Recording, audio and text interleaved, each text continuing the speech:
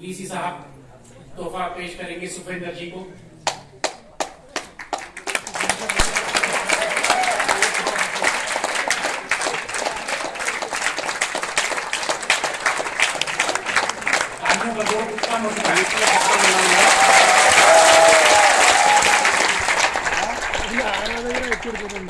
और खुशिया मसूद विशाल जी को मोमेंटो पेश करने में मदद करेंगी वीसी साहब के जरिए। दो मोमेंटो में, एक विशाल जी के लिए और दूसरा रेखा जी के लिए।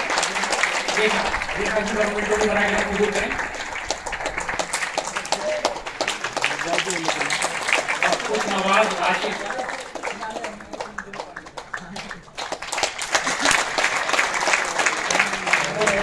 राशिद आ रही है यूनिवर्सिटी का तोहफा लेकर। वीसी साहब के हाथों गुलजार साहब को पेश किया जाएगा।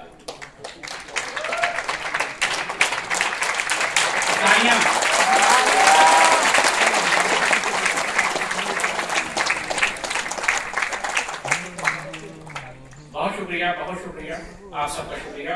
और इस शुक्रिया को बाज़ाब्ता तौर पर पेश करने के लिए मैं दावत देता हूँ प्रोफेसर एस एम रहमतुल्लाह साहब, हमारे रजिस्ट्रार साहब हैं।